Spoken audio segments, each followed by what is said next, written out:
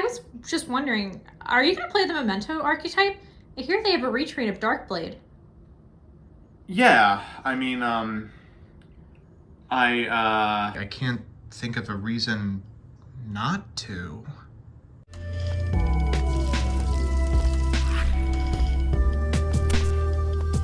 Good afternoon, Jank enthusiasts. I'm MBT, and this is 10-minute testing. New cards, PogChamp. New cards, PogChamp. In case you didn't realize, there's a new set out, Valiant Smashers. And you'd be forgiven for not realizing because, boy, is there nothing interesting in here. Anyway, let's check out the most promising of the new archetypes, Memento.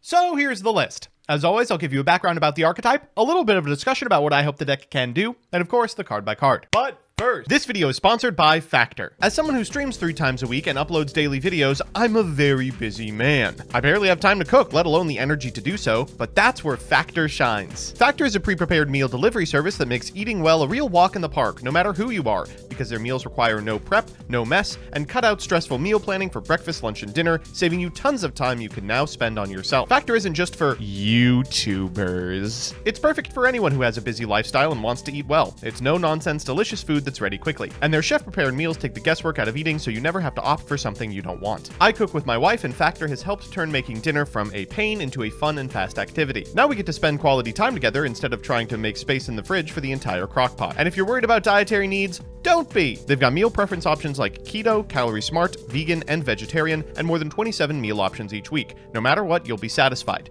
Meal plans range from 4 to 18 meals per week, and you can add or reduce the number to your preference. You can also easily modify your preferences at any moment, or skip a week if you're not around and you don't need meals. Use my link or go to go.factor75.com and use my code POGMBTNOV50 for 50% off your first box. Click the link in the description or scan the QR code with your phone. Now, back to the video. So with that, let's make something of Memento. Memento, or Mementotlan, a mouthful I will not attempt to keep up for the entire video, is a series of retrains of some of Yu-Gi-Oh's most ridiculous forgotten bulk. Each first or second set vanilla once faced a choice from R&D. Give them an entire archetype and multiple sets of legacy support a la Gaia, or toss them in the wastebasket a la Tri-Horned Dragon. He really wasn't worthy. Each of these monsters has an effect in common. They can pop Memento monsters to manipulate ones you don't yet have control of. The end result is an incredibly consistent and powerful setup engine that ends on... yeah, that's right. At present, there's not really much for these monsters to make. Their trap card reads insane. Usually it'll be 5 whole negates, but it relies on the monster remaining on field, your opponent never activating more than 1 negate-worthy anything in the same chain, and your opponent's setup being completely reliant on on-field monster effect activations. Big cool setup that's very breakable and can't play through anything, makes sense for an anime villain, but it's not very well equipped for your next YCS, and maybe not even your next locals. There's a reason more people play Unchained than Manadium, and Manadium can play through a hand trap. So with that, let's get into the card by card. Apologies for dugging the pronunciations on these, but I tried to look up a guide and I just know I'm going to butcher them. The Memento combined creation cannot be normal summoned or set and must be special summoned from your hand or graveyard by shuffling 5 other Memento monsters with different names from your hand or graveyard into the deck or extra deck. While you control no other monsters, this card can attack all monsters your opponent controls once each, and once per turn if your opponent activates a card or effect, you can special summon a Memento from your hand or graveyard. Next up is Memento... Oh no. Tolan Tatsunu Toshigo. This one I know a little bit because of Duel Links. If you don't control any face-up monsters other than Mementos, you can special discard from your hand, and during your main phase you can destroy a Memento you control and send any number of Mementos with different names from your deck to the graveyard, whose total levels are less than or equal to the destroyed monster's original level. Next up, we've got Mementotlan Dark Blade. If this card is normally special summoned, you can discard a Memento card, then target a spell trap your opponent controls, destroy it, and during the main phase you can destroy a Memento monster you control and special summon a level 3 or lower Memento from your deck. After that, we've got 3 copies of Mementotlan Anguish. If this card is normally special summoned, you can add a Memento monster from your deck to your hand, except herself, and you can target a level 2 or lower Memento in your graveyard, destroy a Memento you control, and special summon the targeted monster. Finally, we've got 3 copies of Mementotlan Mace. During your opponent's main phase, if you control the combined creation, you can discard this card, then target a face-up monster your opponent controls, take control of it until the end phase, and during your main phase, destroy a Memento monster you control, and if you do, add a Memento from your deck to your hand, except itself. Finally, we've got 1 piece of Mementotlan Goblin. During the main phase, if you control the combined creation, you can discard this card, and for the rest of the turn, your opponent can't target Memento monsters you control with card effects. During your main phase, you can destroy a memento you control and send up to 2 memento cards with different names from each other from your deck to the graveyard, except itself, and 1 copy of Memento Horned Dragon. If you have 3 or more mementos with different names in your graveyard, this is a free special from your hand, and you can only special summon it once per turn this way. If it's destroyed by a card effect, you can target up to 3 face-up cards on the field, including a memento, destroy them, and after that, we've got 3 Ash Blossom. For spells, we're on 3 copies of Memento Mikatlin. If your Memento monster battles, your opponent cannot activate any spell trap cards until the end of the damage step. If a monster you control is destroyed by battle or card effect, you can target one of those monsters, special a Memento with a lower level from your hand to graveyard, and once per turn during your end phase, you can target a Memento spell trap in your graveyard and set it. 3 copies of Memento Bone Party. Ooh. Destroy a memento monster in your hand or face-up field, or take a memento monster from your deck with a different name, add it to your hand, and special summon it in defense position. During your main phase, you can banish this card from your graveyard to target a memento monster you control. If it attacks a defense position monster this turn, inflict piercing battle damage to your opponent. Finally, we've got 3 Pot of Prosperity, 2 Thrust, 1 Talents, 1 Roto, 1 Terraforming, and 1 Called By. For traps, we are on Memento Cranium Burst. While you control a memento monster, your opponent's monsters that can attack must attack the memento monster you control with the highest attack. Their choice if tied, and when your opponent activates a monster effect on the field, you can target a Memento combined creation you control. It loses 1,000 attack and defense, negate that activated effect, and you can only activate that effect once per chain. We're also on 1 Memento Fracture Dance. If you control a memento, target a card on the field, destroy it. Then if you control combined creation, you can destroy 1 more card on the field. When an attack is declared involving a memento and an opponent's monster, you can banish this from your graveyard, and your monsters are going to be able to beat over your opponent's monsters because they lose 1,000 attack until the end of the turn. Finally, we're on 3 Impermanence and 2. There can be only 1 in the extra. We've got Zeus, the Typhon, Doomsday Star, Downward Magician, Leerlisk Assembled Nightingale, Access Code Talker, Unicorn, Dompa, SP Little Knight, IP Masquerena, Link Haribo, and then the Blowjob Brothers, Dragus Tapelio, Starving Venom Fusion Dragon, Draco Akest, Garua, and Guilty Gearfried.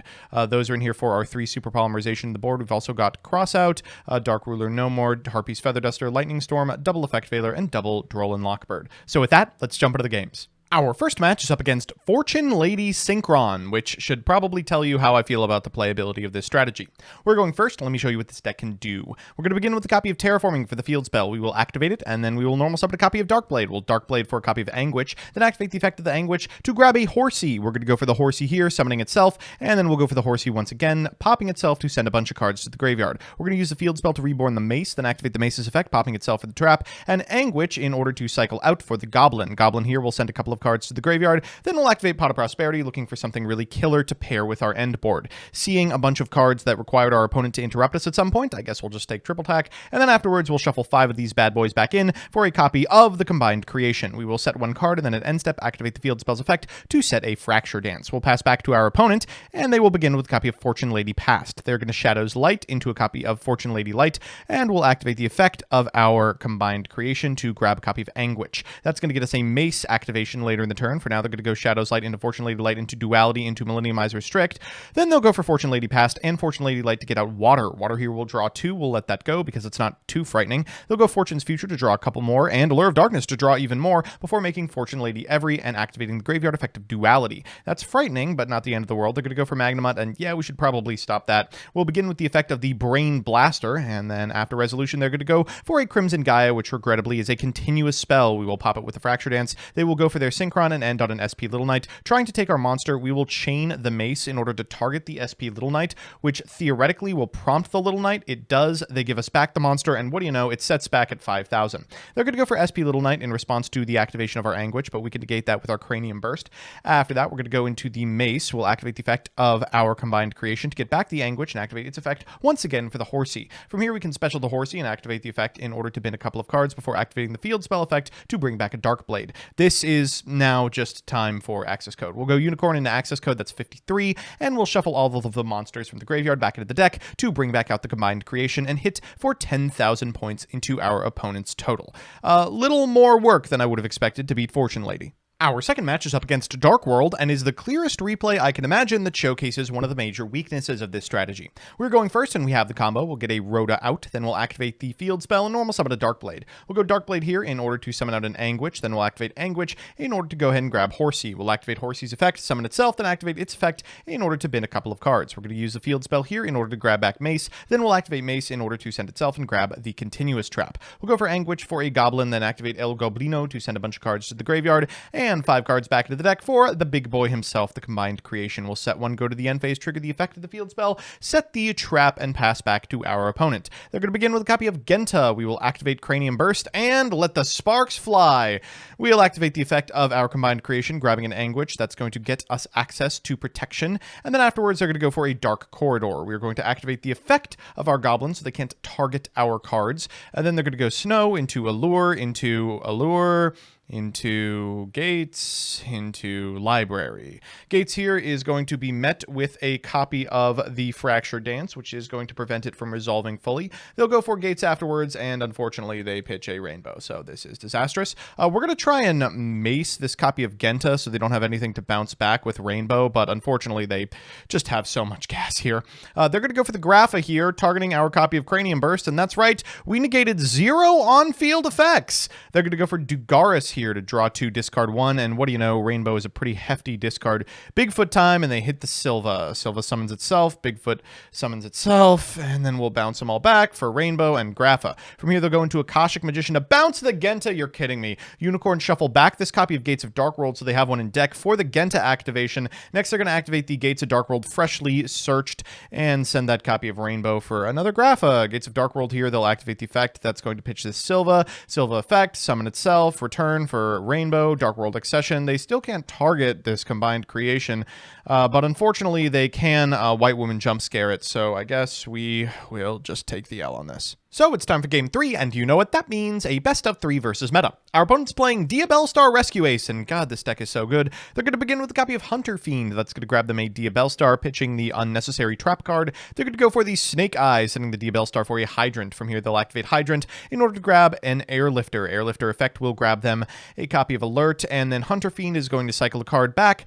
They'll fire the Alert, and here comes SP Little Knight. Next is Rescue Ace Turbulence, which will activate the effect to set 3 here, the 3 that are not accounted for, followed by a Preventer activation, set 2, and pass. This is not looking great. We'll begin with a copy of Darkblade. They're going to impermit. That's disastrous. Okay, well, maybe we can make this work. Afterwards, we're going to go for the Horsey. We'll special the Horsey. They'll activate Preventer. We'll chain Bone Party. Take that. We'll special summon a copy of Anguish from our deck, then activate the effect into a second imperm. Okay, well, I guess afterwards we can thrust for a Terraforming. They will chain Rescue, bringing back this copy of Hydrant. We will grab the field spell. We'll go for the Triple Tactics Talents, prompting the Little Knight, and, well, all we have to chew through is 1 piece of removal here, which is going to be probably impossible. We're going to pop this Turbulence, activate the effect of our field spell, summon out the Tri-Horned Dragon, and attack into Preventer, which, of course, just gets them extension for the next turn. Oh boy, the difference in quality of this deck and Rescue Ace could not be more apparent. They're going to go get another Turbulence, send this Airlifter, and we get back our Anguish. We'll activate Bone Party as early as possible. They will chain SP Little Knight, and let's just go next. So it's time for game 2, and well, at least we're going first this time. We're going to begin with a copy of Pot of Prosperity, and what we are really looking for here is the field spell. And we found it. Okay, good. We're going to go for the Terraforming here. We will grab it, activate Terraforming, grab ourselves a copy of the field spell, activate it, and then afterwards we will normal summon an Anguish into an Imperm, and that is the end of our turn.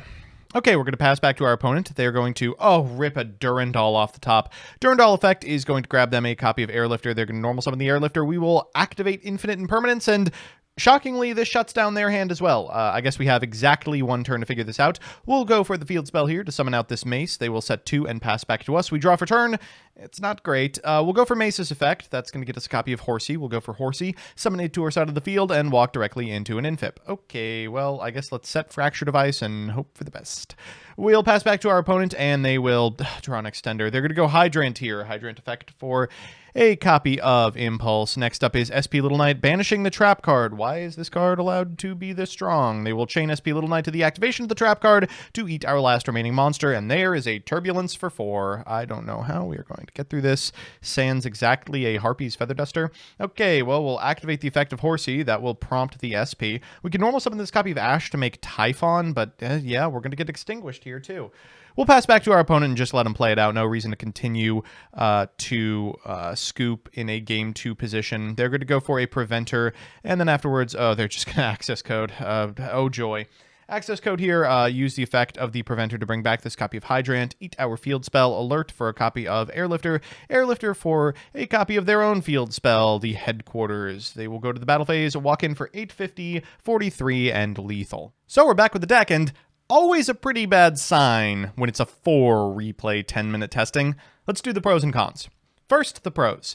1. The end board this deck puts out is relatively impressive. With a maximum of 5 negates, a quick play Change of Heart, and a pop 2, full combo is ferocious against a variety of decks. 2. A mid-sized engine allows the deck to play various non-engine to reinforce its end board and help it go second. And 3, the boss monster is huge. It can break boards alone. 5,000 attack, and being able to attack all monsters once if it's the only monster on the field can easily swing games in your favor, not to mention the piercing off of Bone Party. And the cons.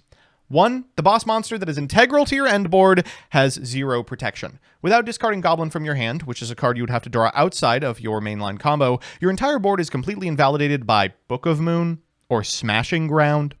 2. The combo is very linear. It has a severe choke point. If Tatsu is interrupted, you'll need the 1 extender in your deck to keep playing and will still end on very little. This is further complicated by the fact that the full combo is a 2-carder. The 1-card combo ends on 1 negate with no follow-up, matching the quick play Snatch and pop 2 as well, which ends up being pretty underwhelming. And 3, your negate only works on on-field effects. Grapha, discard, and all the tier Ishizu stuff is unable to be negated by the continuous trap, meaning that graveyard-heavy decks often just scoot around playing into any of your interaction at all. Overall, this nostalgic necromancy experiment is underwhelming at best and a failure at worst. Best to let these old vanilla monsters rest in the bulk where they belong. Thanks so much for watching. A huge shouts out to all of my patrons, but specifically Elena Tincher, Alex Perea, Allison Elliott, Bacon for Hire, Brett Henry, Kenor, Da Bears, Darkmaster Zork, Derpin Dragon, DJ Elephant, John Piet, Jordan Kuntz, King Magic Ruler, Knight Mary, Legal Rights, Lockstone, Luis Hernandez, Matthew M. Derezzo, MBT Play Madolce, Melfi Stan, Mike Carlotti, Puffins of Doom, Rose Lapine, Solar Flare the Ricka Queen, Storm King 01, Troy Says By Erasure is Gay, Vincent Storm, Who's Nick, Wonder Waffle, Yuki, and Your Socks Are Moist Again. Couldn't do it without you.